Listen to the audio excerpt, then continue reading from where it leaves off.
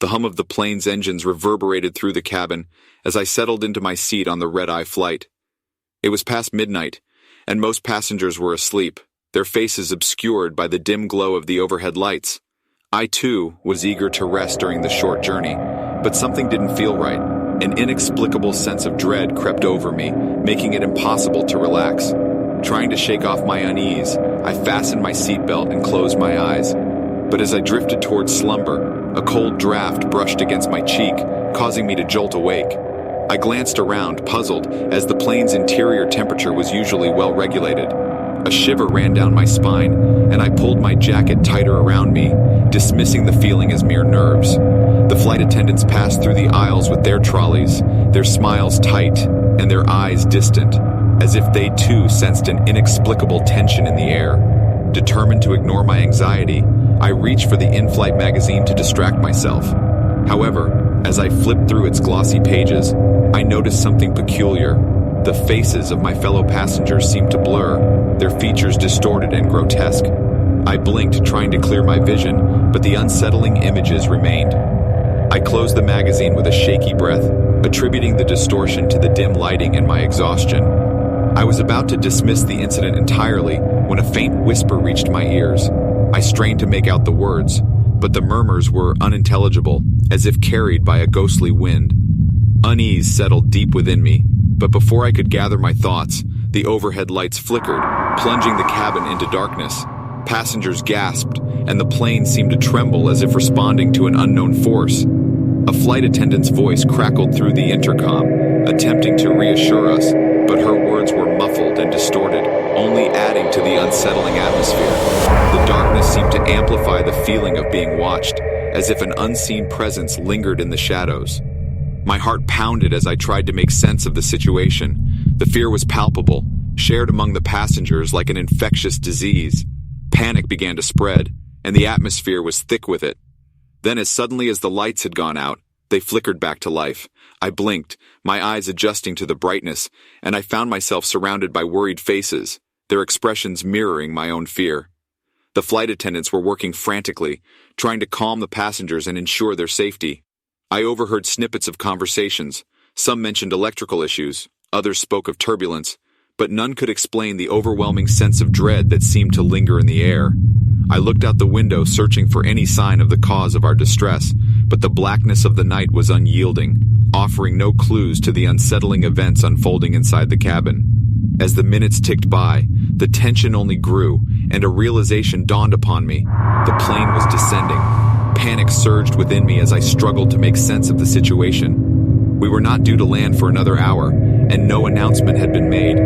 Whispers and hushed voices filled the cabin as passengers exchanged anxious glances.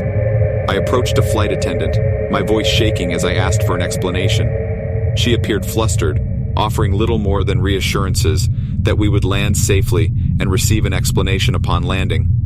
The descent continued, and the plane's altitude decreased rapidly. The usual sounds of a plane in flight were replaced by an eerie silence, as if the world beyond the windows had vanished. Just when I thought I could bear the tension no longer, the plane jolted, and the landing gear was deployed. We were descending far too fast for a typical landing, and terror seized my heart. In a desperate attempt to gain control of my surroundings, I looked around for something familiar, a sense of normalcy in the midst of the chaos. But nothing looked as it should. The seats seemed to stretch into an endless void, and the cabin's dimensions seemed distorted. I clung to my seat, my fingers white with tension, as the plane touched down with a bone-jarring impact. The overhead compartments burst open, and luggage tumbled out, flying through the cabin as if in defiance of the laws of physics. The chaos was overwhelming, and I fought to remain in my seat, praying for the nightmare to end. The plane came to a halt, and the lights flickered once more before steadying into a dim glow. The intercom crackled to life, and the pilot's voice came through, but the words were garbled and incomprehensible. Panic surged within me, and I felt as if I were losing my grip on reality. I had to get out of there. Ignoring the confusion around me, I unbuckled my seatbelt and rushed towards the nearest exit. I needed to see for myself where we had landed, what had caused this nightmare. As I stepped out of the plane, the sight that greeted me was unlike anything I had ever seen.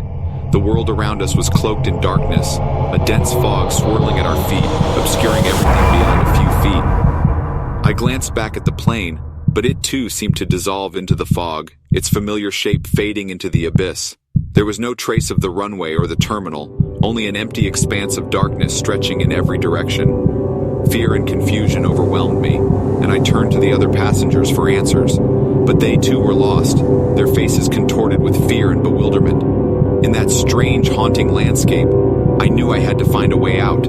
I couldn't shake the feeling that we were trapped, that this was not a mere flight delay or electrical malfunction. With each step I took, the darkness seemed to encroach upon me, suffocating and inescapable. The air was heavy with a palpable sense of malevolence, as if an unseen entity lurked in the shadows.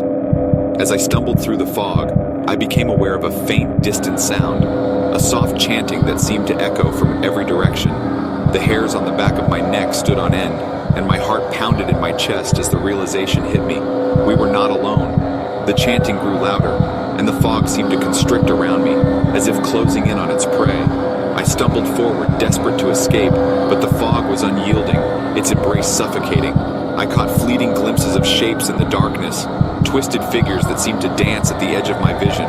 The chanting grew louder, an ominous chorus that seemed to fill the very air around me. I couldn't tell how much time had passed, but it felt like an eternity trapped in that haunting realm. Just when I felt my strength waning, a faint light appeared in the distance, beckoning me forward.